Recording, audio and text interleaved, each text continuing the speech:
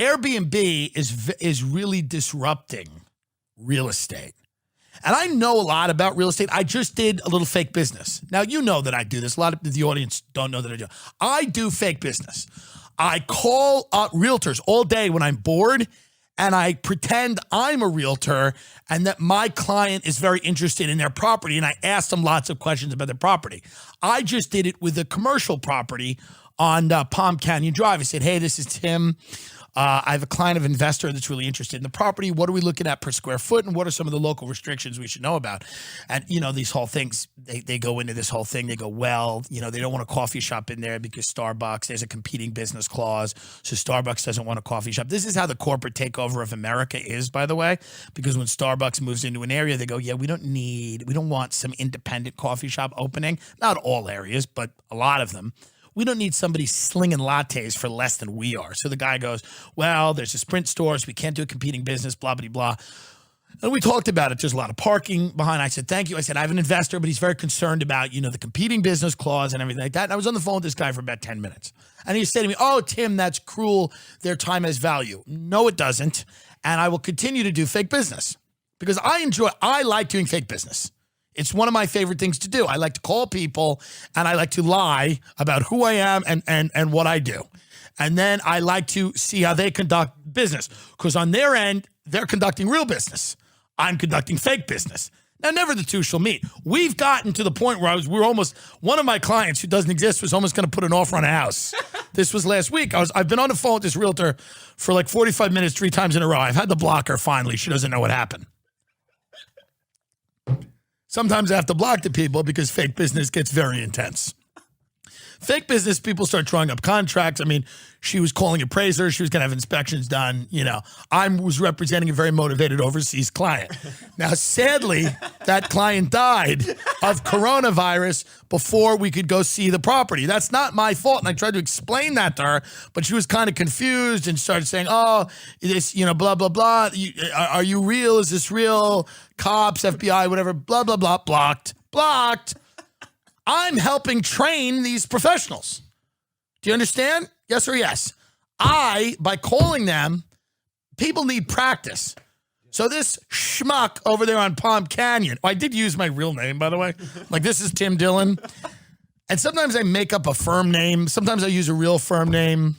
Sometimes I just say, this is Tim Dillon with Futures. He goes, what? And I go, Futures Investment?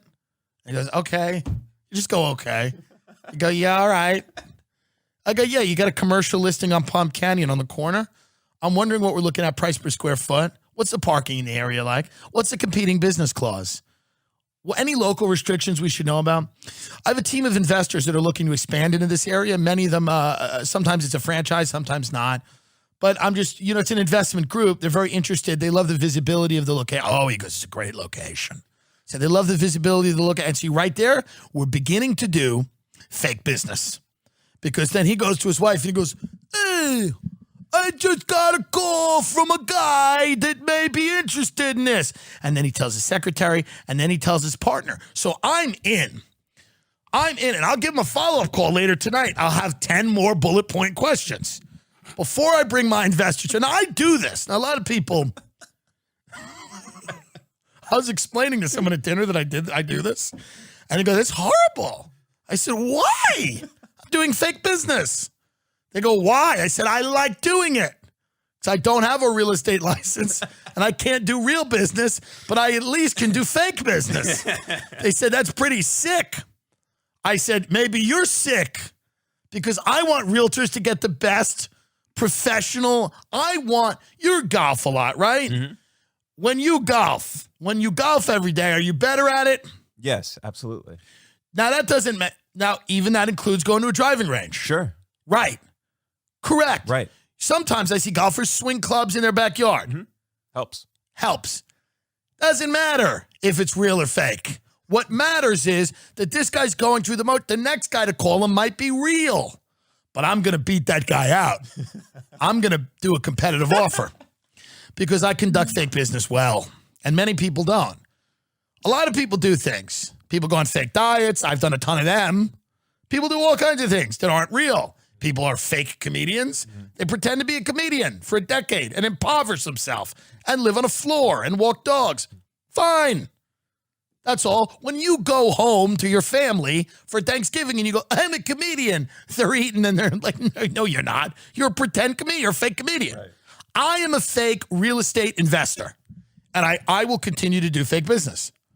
So if you get a call from a guy that sounds like me, just be forewarned. The deal's not closing.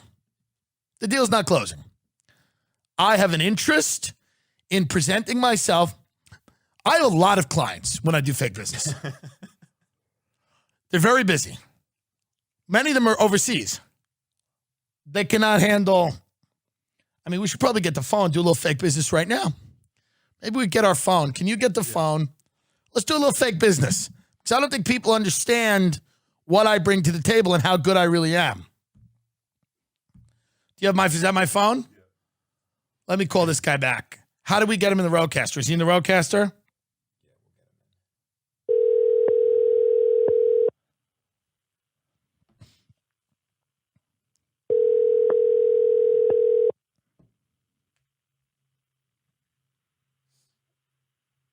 Hello? Hey, Adam, Tim Dillon, how are you? We spoke about the property on Palm Canyon a few minutes ago. Yeah, hey, Tim. How's it going? Good, buddy. How are you? I wanted to know if there's a list of the competing clause. My client's asking me if there's a list of businesses, whether it's Starbucks, Sprint, things like that, that we could kind of figure out what the restrictions are, just so I could kind of email that to them, because he wants to show it to his investors, if that's possible. Also, is there a way they can get out to see the property maybe later in the week? Yeah. I live about 4 minutes from it, so not too difficult. I will just go to the center right now and send you a quick list of all of the businesses that are in there already. I would appreciate that. Let me ask you a question too. How long has this property been on the market? I haven't looked it up yet. Yeah, I've been marketing it for maybe, I just signed it like right when COVID hit, and then I delayed it for like 2 or 3 months. So I'd say maybe like 2 or 3 months now. Okay, and before you had it, was it sitting there for a while or no? They always like to know these things. Yeah, I know Banner Mattress was there up until recently. Okay. I know there's a mattress firm like right across the street. Yeah, I saw that. Would this be a 5-year lease, or what are they looking for in terms of commitment? Yeah, it really just depends on the tenant and the rate, things like that. Obviously, the longer the commitment, the better we can do on the rate. I think they're open right now. Okay, and I imagine minimum 5 years. I imagine they're open to some form of negotiation given the climate. Of course. Okay. Well, I appreciate that. We're here to do deals. Yeah, me too. But I mean, me too. It's a little wild out there, Are you guys mainly commercial? Or you do any residential? I do a bit of both. Okay, good. Yeah, you got to be kind of a generalist out here. So. I agree. Yeah, a lot of people are starting to get interested in this area, and I think it's because LA's had a lot of problems, and a lot of my clients. I do business primarily in Los Angeles, and a lot of people are starting to look at this area, and a lot of them are excited about maybe jumping into something here, because the high season. I imagine it's January through June. January through April is our high season. Right. But pretty much like right now, like September through April, so we kind of have like a shoulder mid-season, which is September through December. Right. And then January through April just crushes, and then Coachella is obviously in Stagecoach are in April, and that kind of, and we have Memorial Day weekend, July 4th, even during the summer, we do pretty well. Of course, I appreciate that. Well, listen, I have your website. I'm going to shoot you an email, just again, introducing myself. And then if you could just get me a list of some of those competing business clauses, just so I can show it to them. And hopefully they'll get out to see it sometime next week. They're super interested. One of them lives out here in Rancho, and they pass it all the time. So they had me just kind of reach out to you and see what was going on. But they're pretty motivated. And again, I think it's all about, how restrictive those clauses are. Yeah, I think they're going to be pretty flexible. So I'll shoot you the businesses. Yes. And we'll see if we can do something, okay? I appreciate it, Adam. Thanks a lot for your time. All right, thank you. So it's fake business, and I'm doing it well. I'm doing it well. Let's be honest. I'm doing it well. I'm protecting the interests of my clients. Am I not? Am I not protecting the interests of my clients when I conduct fake business? My fake clients are important and they need to be protected. I want them to have the maximum amount of freedom in any given situation. You understand? Start doing fake business. It'll change your life. I'm telling you that right now. Start doing it. No one can stop. You don't need a license. You just need a phone and a computer, and you can start doing fake business. Set up a fake email address. I have one. Start doing fake business right now. It's the gateway to real business. Are you bored? Are you sitting around at home? You don't know what to do? Build a fake empire of whatever business you choose. You don't need any type of license to do this.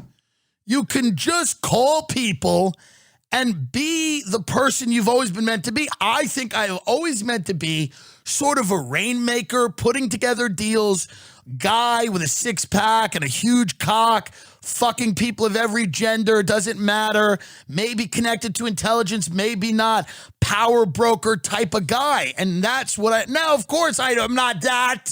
I'm negotiating commercial real estate mattress transactions in Rancho Mirage. It doesn't always, fake business doesn't always work out the way you want it to.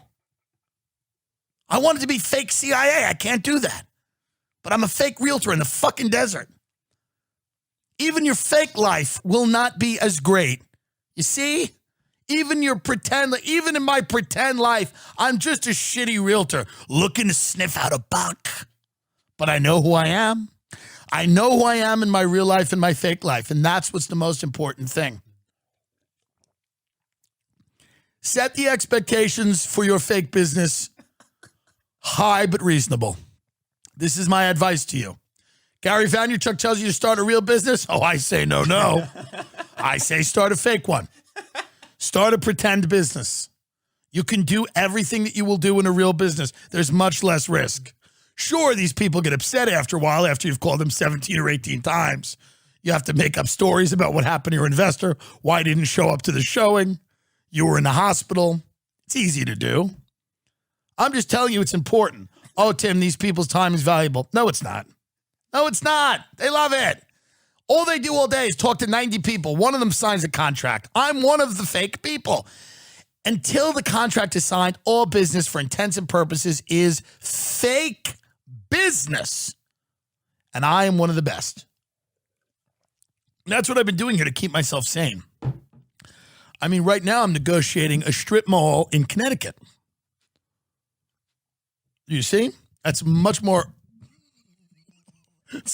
complex because there's many different storefronts. You see? See what I mean?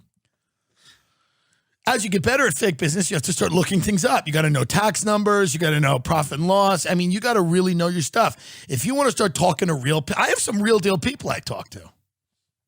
They're legit. They make real money. And they think I'm a realtor. You know? They think I represent an investment group.